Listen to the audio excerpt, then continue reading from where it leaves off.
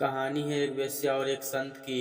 एक बहुत ही मनोरम स्थान पर एक बहुत सुंदर वेश्या रहती थी और उसके कोठे के ठीक सामने एक सन्यासी साधु का आश्रम था। सन्यासी हमेशा विचार मग्न रहता था कि मैं दिन रात प्रभु की भक्ति करता हूँ, उपवास के साथ रहता हूँ, व्रत और नियम का पालन करता हूँ, लेकिन सामने वह सुंदर वेश्या दिन रात नाच गाने में मशगूल रहती है। उसकी ज़िंदगी कितनी अच्छी है, कई लोग आते हैं, उसका भरण पोषण कर जाते हैं और आनंद का आनंद रहता है, लेकिन मैंने पूरा जीवन उपवास, व्रत और नियम में ही निकाल दिया।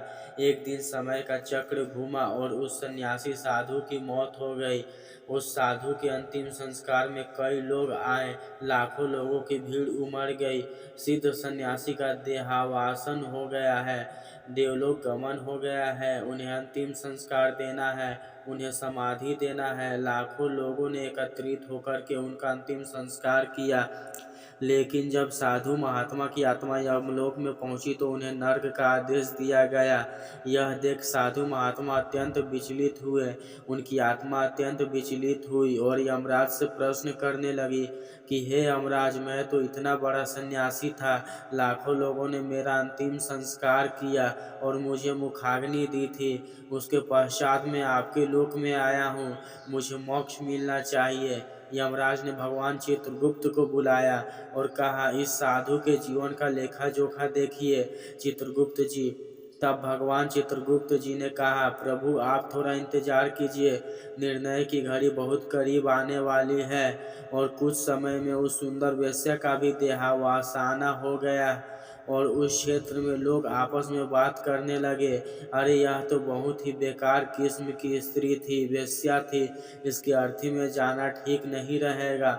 तब कुछ लोग कहने लगे, अरे ठीक है, वह जिंदा थी तब तक वेश्या थी, अब तो यह मृत शरीर है और हमारे शास्त्रों में लिखा है कि किसी भी मृत व्यक्ति के अंतिम संस्कार में जाना बहुत ही कल्याण का कार्य होता है, चलो हम इसकी अच्छे से अंत्येष्टि कर देते हैं। और कुछ 4 लोगों ने मिलकर उसकी अंत्येष्टि की और उसके पश्चात उसकी आत्मा यमलोक में पहुंची। तब भगवान चित्रगुप्त जी ने उन दोनों का लेखा जोखा निकाला और यमराज के समक्ष कहा कि जो स्त्री अभी अभी यमलोक में आई है, यह मोक्ष की प्राप्त का हक रखती है। तब संत बोला, नहीं नहीं, यह कैसे मोक्ष पा सकती है, यह तो मेरी कुटिया के सामने रहने वाली एक वेश्या थी। तब भगवान चित्रगुप्त जी ने कहा, हे मूर्ख संत, तुम संत के लिबास में रहते हुए भी अपनी आत्मा को संत की नहीं बना सके और स्वयं को ईश्वर से नहीं जोड़ सके, लेकिन यह वेश्या रहते हुए भी भगवान की भक्ति में लीन रहती थी, सदा तुम्हारे यहाँ होने वाले यज्ञ, हवन, पूजन और कीर्तन में अपना मन लगा लेती थी और तुम संत की कुटिया में रहते हुए भी वेश्या के ऐशो आराम की ओर ध्यान दिया करते थे।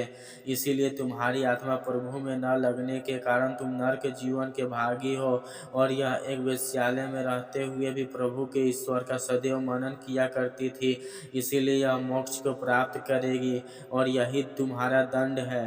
तब यमराज ने भी प्रसन्न होकर उस वेश्या को आशीर्वाद दिया और सेवकों से कहा, इसे मोक्ष की ओर अग्रसर करो और इस संत को नरक में डाल दो। दोस्तों, इस कहानी से यही सीख मिलती है कि चित्त को हमेशा स्थिर रखो, जीवन को हमेशा खुला रखो और इस दुनिया में खुले मन के साथ जियो। जिस प्रकार से अंदर हो उसी प्रकार से बाहर हो, तो इस लोक में भी मोक्ष पा जाओगे और उस लोक में भी मोक्ष पा जाओगे। दोस्तों, यदि आपको कहानी अच्छी लगी तो प्लीज़ रायना स्टोरी टीवी को सब्सक्राइब करें और साथ में ही बेल आइकन भी दबा दें ताकि मैं किसी भी कहानी को लाऊं तो सबसे पहले आप सुन सकें। धन्यवाद।